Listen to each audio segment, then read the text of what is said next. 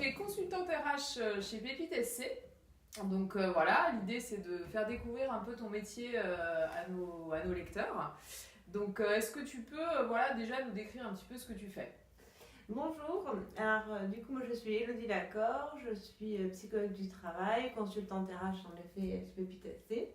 Donc je m'occupe essentiellement des bilans de compétences, donc ce sont des accompagnements individuels sur 2 mois à peu près, ayant pour but d'accompagner les personnes dans la réflexion sur leur carrière, sur leur projet futur éventuellement, sur leur choix d'évolution ou de reconversion professionnelle. D'accord. Qu'est-ce qui t'a fait choisir ce métier? Voilà, c'était une vocation?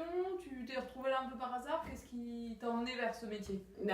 Après un bac scientifique, je me suis dit que je voulais être dans l'accompagnement, dans l'aide des personnes. Du coup, je suis partie en psychologie avec l'idée dans un premier temps d'être psychologue en gérontologie. D'accord. Mais la confrontation comme ça à des personnes âgée, je trouve ça difficile. Et du coup, je me suis orientée vers une autre sphère de la vie, qui est la vie active, où les personnes peuvent être en souffrance, ont besoin à un moment donné de faire le point, et ne sont pas forcément accompagnées dans cette démarche, alors que ça représente 40 ans de notre vie. Donc du coup, ça me paraissait approprié d'être dans cette étape-là de la vie. D'accord, donc un choix, en tout cas dès le début, qui a priori te plaît et où tu t'épanouis encore aujourd'hui. Qu'est-ce qui te plaît le plus aujourd'hui dans ton métier?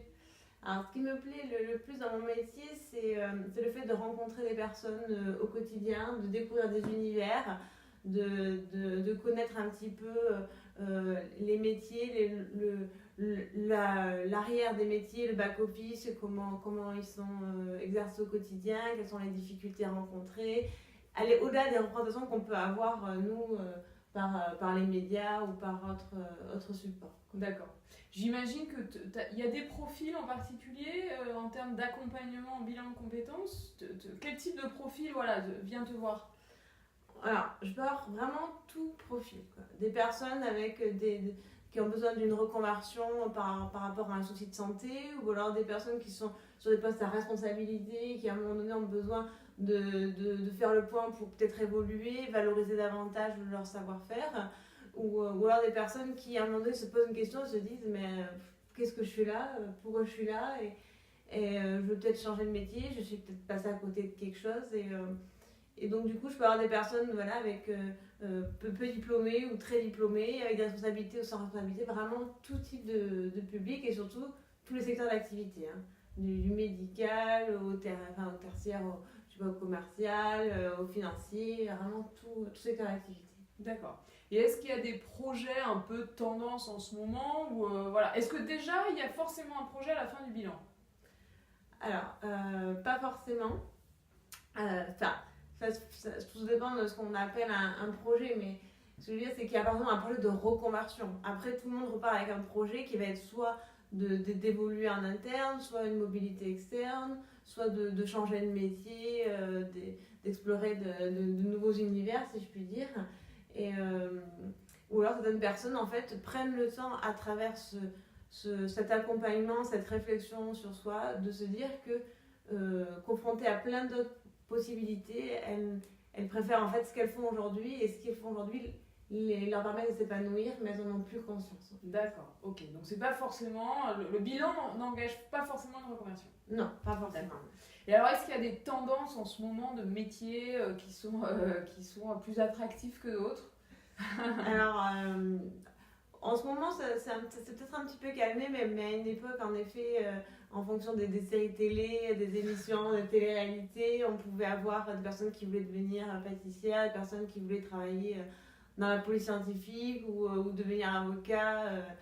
Donc voilà, avec des représentations très très erronées de la réalité, et du coup il fallait vraiment aider à prendre conscience de ce que ça impliquait, et que c'était pas forcément des brushing et des talons aiguilles sur le terrain au quotidien, quoi. Pas forcément comme à la télé. Voilà, c'est ça. D'accord. Si tu avais un conseil pour nos lecteurs pour s'épanouir au travail, dans un contexte professionnel, qu'est-ce que ça pourrait être? C'est prendre ce temps pour soi, de réfléchir à ce qu'on aime, à ce qu'on a envie de faire, ce qu'on aimerait faire, et ne pas se laisser embarqués par le quotidien.